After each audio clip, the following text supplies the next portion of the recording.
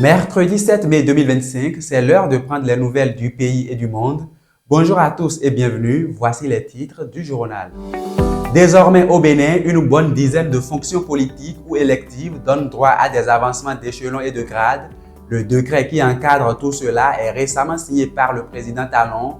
Plus de détails dans un instant. Une délégation du parti d'opposition Les Démocrates a échangé hier mardi avec l'Union islamique du Bénin, c'était à Cotonou. Nous vous dirons tout au sujet de cette rencontre dans le journal. Et hors du Bénin, les fidèles catholiques du monde entier ont le regard tourné vers le Vatican. Le conclave qui va élire leur prochain pape démarre cet après-midi même dans la chapelle Sistine. Voilà pour le sommaire, le développement sans plus tarder. Une info justice pour démarrer ce journal, un jeune béninois a comparu hier devant les juges de la Criette pour escroquerie via Internet. Il est placé en détention depuis le jeudi 20 mars 2025 suite à une plainte des responsables du réseau social Facebook auprès du Sénine et il aurait utilisé un faux profil Facebook et aurait menacé une Canadienne âgée de 13 ans de diffuser ses nudes sur les réseaux sociaux. Lors de l'audience, le parquet spécial a demandé à la Cour de le condamner à 5 ans de prison, dont 3 fermes, et à 1 million de francs CFA d'amende. L'audience est renvoyée au 24 juin prochain. Le Bénin participera à l'Africa CEO Forum les 12 et 13 mai prochains à Abidjan, un rendez-vous économique qui réunit chefs d'entreprise, investisseurs et décideurs politiques. Le Bénin y mettra en avant ses atouts économiques, son climat d'investissement favorable et ses ambitions en matière d'exportation. Sur TV5 Monde, Amir Ben Yamed, directeur général de Jeune Afrique et co-organisateur de l'événement, a précisé le contexte. L'Afrique est en train de s'adapter à une nouvelle donne mondiale depuis maintenant quelques années, après le Covid en fait. Il y a 3 tendances majeures. D'abord l'explosion de la dette au niveau des pays OCDE. Il y a le renforcement du protectionnisme sous l'impulsion de Donald Trump et un paysage des échanges commerciaux très conflictuels. Et puis une polarisation politique avec l'usage des réseaux sociaux. C'est les 3 grandes tendances qu'on a pu discerner après le Covid. Et la conséquence pour le continent, c'est d'abord une conséquence financière avec probablement un océan de coupes budgétaires dans les pays OCDE, donc qui va avoir un impact sur l'aide au développement. On a vu cette semaine l'annonce des États-Unis de l'arrêt de leur contribution au fonds concessionnel de la BAD avec 500 millions de dollars qui disparaissent. Parmi les autres tendances, il y a probablement aussi une diminution des investissements directs étrangers puisque moins de zones exotiques, plus de relocalisation. Et donc, c'est des facteurs. Il y a le renchérissement du coût de la dette aussi. Et donc, c'est des facteurs qui vont mettre les gouvernements africains, qui les mettent déjà en fait sous pression et ils ont peu de marge de manœuvre puisqu'on est revenu à des niveaux d'endettement assez élevés. Au Bénin, 12 fonctions politiques donnent désormais droit à un avancement automatique d'échelon et de grade. C'est ce que prévoit un récent décret présidentiel signé par Patrice Talon le 9 avril. Sont concernées notamment les fonctions de président et de vice-président de la République, de membres du gouvernement, de députés, de préfets ainsi que de maires et adjoints au maire.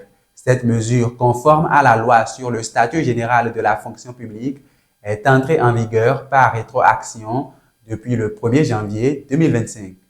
Rencontre entre le parti Les Démocrates et l'Union islamique du Bénin, c'était hier mardi à Cotonou. Les 2 partis ont discuté des prochaines élections générales prévues pour 2026, avec notamment la question du toilettage du code électoral soulevé à nouveau par le parti Les Démocrates. L'Union islamique du Bénin a aussi exploré avec ses hôtes les pistes d'initiatives législatives en vue de l'intégration des fêtes musulmanes dans le calendrier des jours fériés légaux. Il faut ajouter que c'est l'Union islamique du Bénin qui est à l'initiative de la rencontre. Dans le cadre de la célébration de la Journée mondiale de la liberté de la presse, la Haute Autorité de l'audiovisuel et de la communication a organisé le samedi 3 mai plusieurs activités à l'intention des professionnels des médias du Bénin. Occasion pour le président de la HAC et ses derniers de faire le point des avancées enregistrées, mais également des défis à relever. Reportage de Roselyne Goundio et Josué Pogla. Le 3 mai, Journée mondiale de la liberté de la presse. Au Bénin, la Haute Autorité de l'Audiovisuel et de la Communication HAC a organisé plusieurs activités pour la commémoration de cette journée avec les professionnels des médias. Tôt dans la matinée du samedi, une marche du cœur a été conduite par le régulateur. L'Union nationale des médias en ligne du Bénin, UNAMEL Bénin, y a activement pris part aux côtés d'autres acteurs du paysage médiatique. À travers notre participation, la participation de UNAMEL Bénin à cette marche, nous marquons notre accompagnement à l'élan pris par la HAC. Nous marquons notre adhésion à ces actions qui vont dans le sens d'œuvrer pour l'épanouissement de la presse, d'œuvrer pour l'amélioration des conditions de vie et de travail des professionnels des médias. Dans l'après-midi, les échanges se sont poursuivis au siège de la HAC à Cotonou. La célébration du 3 mai de cette année, placée sous le thème « Informer dans un monde nouveau », l'impact de l'intelligence artificielle sur la liberté de la presse et les médias, a rassemblé journalistes, patrons de presse, organisations professionnelles et autorités de régulation. Ensemble, ils ont fait le point des avancées enregistrées, mais également des défis à relever. Occasion pour l'Union des professionnels des médias du Bénin de faire l'état des lieux du secteur. Au Bénin, des avancées notables ont été enregistrées au fil des années, notamment en matière d'ouverture de l'espace médiatique et de la diversité d'expression. Cependant, il serait irresponsable de taire les inquiétudes qui persistent. La liberté de la presse au Bénin connaît aujourd'hui des fragilités.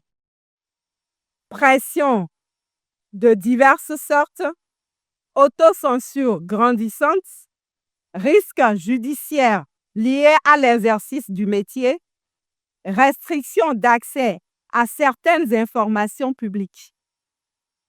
La récente tendance du recours au numérique pour renforcer la surveillance de l'information appelle à la vigilance de tous les acteurs des médias.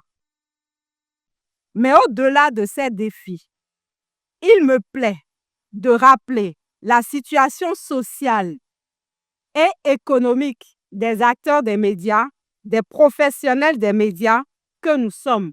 Cette situation interpelle avec beaucoup d'acuité. Comment parler de liberté de la presse si ceux et celles qui portent au quotidien cette liberté ne disposent pas des moyens nécessaires pour exercer leur métier dans la dignité? Des difficultés qu'il faut surmonter, mais avant, il urge d'assainir le secteur. Vous êtes des journalistes, peut-être vous n'êtes pas payés. Certains sont des patrons de presse, il faut payer l'électricité. Vous avez des difficultés. Même ceux qui font la presse en ligne. Internet coûte cher, plus ou moins.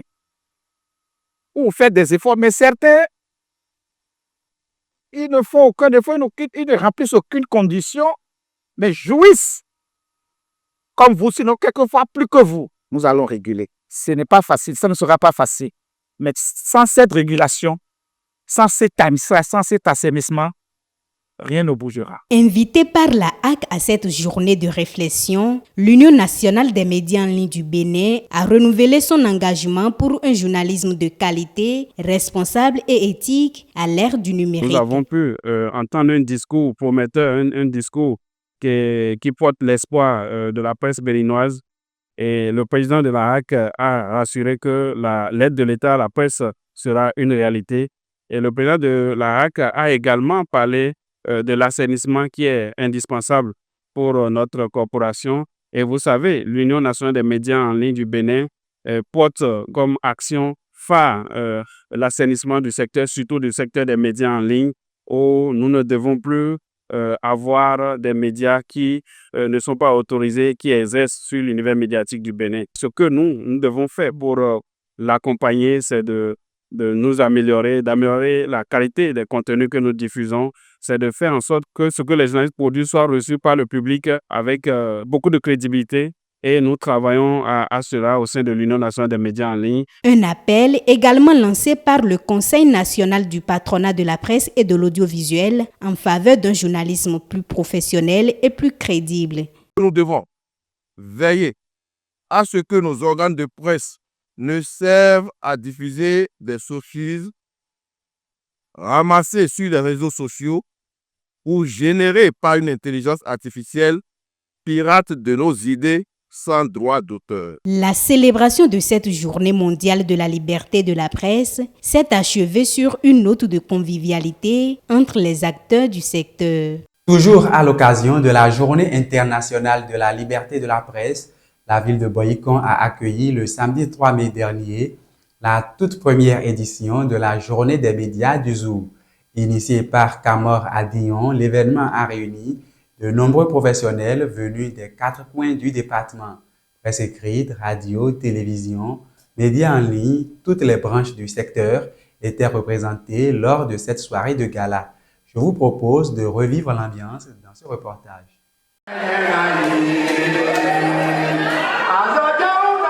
Ils ont répondu massivement présents à l'appel. Ce samedi 3 mai 2025, les résidences Miracle Hôtel de Boycon ont servi de cadre à la grande soirée de gala organisée par le journaliste et promoteur Camor Adillon dans le cadre de la première édition de la Journée des médias du Zou. Un rendez-vous qui coïncide cette année avec la Journée mondiale de la liberté de la presse. Parfois, l'homme se transforme en mère et le père se transforme en la maman. Et la maman se transforme en le papa et vice-versa.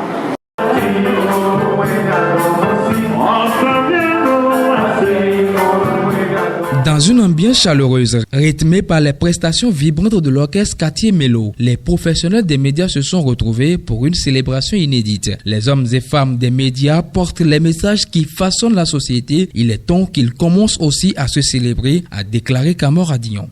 C'est avec une immense joie et un profond honneur que nous nous retrouvons aujourd'hui pour célébrer cette première édition de la Journée des médias du Zou. Placée sous le thème aussi pertinent qu'urgent, liberté de presse et accès à l'information, quel défi dans les collectivités locales. Nous rendons hommage à ces hommes et femmes qui chaque jour s'engagent pour informer, sensibiliser et éduquer. Aujourd'hui, nous posons donc une question essentielle. Dans un contexte de décentralisation, comment garantir aux citoyens un accès réel, équitable et transparent à l'information locale? Les médias sont bien plus que des relais d'information. Ce sont des acteurs du développement local, des vecteurs de transparence, des ponts entre les gouvernants et les gouvernés. Nous profitons également de cette occasion pour rendre hommage aux pionniers des médias locaux, ces promoteurs courageux qui ont bâti, souvent à bout de bras, un paysage médiatique de proximité. Nous saluons aussi la contribution précieuse de nos aînés de la presse, toujours actifs, toujours engagés et souvent méconnus. Cette soirée, empreinte de solennité, a été l'occasion de se rassembler, de valoriser et de reconnaître les efforts consentis depuis des décennies dans ce secteur souvent oublié. Temps fort de la soirée, la remise de distinctions honorifiques à plusieurs figures des médias du département, journalistes, promoteurs, doyens de la presse ont été récompensés pour leur vision, leur audace et leur impact durable dans le paysage médiatique local. Une première dans le Zou confieront plusieurs participants. Je suis très content, je fais partie des lauréats. Je dois remercier Camor Adillon qui a eu la belle initiative. Je vais demander à l'Éternel des armées de lui donner encore une longue vie pour que l'édition soit rééditée afin que ceux qui n'ont pas encore reçu ces prix soient honorés. Bravo à Icon TV, bravo à Camor Adillon, bravo à toute l'équipe d'Icon TV et que les bénédictions soient. J'ai été distingué parmi tant d'autres anciens, ce qu'on peut appeler les doyens de la presse dans le Zou. Donc je souhaite que cette initiative soit pérennisée et que les éditions à venir soient des éditions plus grandioses que ce que nous avons vécu ce soir même. Donc merci donc aux promoteurs, merci à Adillon et merci à tous les professionnels des médias qui ont assisté à cette première édition de la Journée des médias du Zou. Je crois que nous devons exprimer notre reconnaissance à l'endroit de l'organisateur qui a eu l'idée, qui nous a présenté et qui s'est battu pour que cela soit réalité.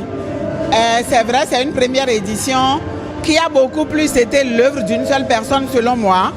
Et je voudrais que nous nous approprions cette fête et que nous nous disons c'est notre chose afin que chacun puisse apporter sa contribution à l'organisation.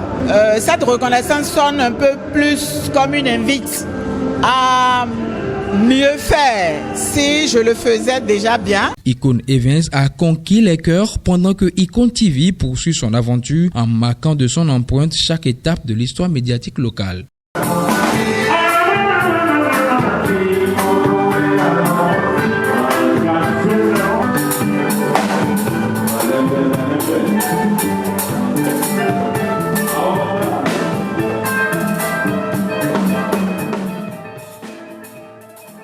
Hors du Bénin à présent, en Côte d'Ivoire, la coalition de l'opposition Cap Côte d'Ivoire renouvelle son appel au dialogue avec le gouvernement. À 6 mois de la présidentielle d'octobre 2025, la coalition qui regroupe des figures majeures de l'opposition comme Pascal Afine-Guessan, Charles Blé Goudé ou encore Tidjane Thiam a haussé le ton lundi dernier lors d'une conférence de presse. Au cœur de leurs revendications, la réforme de la commission électorale indépendante, la transparence du processus électoral et la réintégration des figures radiées de la liste électorale. Le mouvement d'opposition a également annoncé à cette occasion un grand meeting le 31 mai prochain pour exiger la réintégration de plusieurs ténors de l'opposition sur la liste électorale. Je l'annonçais en titre, des millions de fidèles catholiques du monde entier ont le regard tourné vers le Vatican ce mercredi. Eh bien, c'est aujourd'hui que démarre le conclave papal qui va permettre de désigner le prochain pape. Ce sera dans l'après-midi où les cardinaux électeurs seront enfermés dans la chapelle Sistine. Ils n'y ressortiront qu'après avoir désigné le successeur de François qui assumera aussi les fonctions d'évêque de Rome. Ce matin, lors de la messe précédant le conclave, le doyen du collège cardinaliste, l'italien Giovanni Battista Re, a souhaité pour l'Église catholique un pape de notre temps. Aux États-Unis, les personnes transgenres pourront être exclues de l'armée conformément à la volonté de Donald Trump. La Cour suprême a en effet décidé hier mardi de lever provisoirement la suspension d'un décret présidentiel en attendant la décision d'une cour d'appel fédérale sur le fond du dossier. Par 6 voix contre 3, les juges conservateurs ont annulé la décision d'un tribunal de première instance qui bloquait jusque-là l'application de ce décret. Le secrétaire américain à la Défense a réagi laconiquement à cette décision qu'il considère comme une victoire en publiant sur son compte X, je cite, « plus de trans au département de la Défense ». C'est la fin de ce journal que je vous remercie d'avoir suivi. Retrouvez en direct sur HC2 Télévision la grande édition du journal tous les jours à 13h, 16h, 20h, 23h, 3h et à 7h du matin. Vous pouvez aussi revoir cette édition sur notre site internet hc2tv.bj et sur l'ensemble de nos canaux digitaux. Portez-vous bien et à très vite.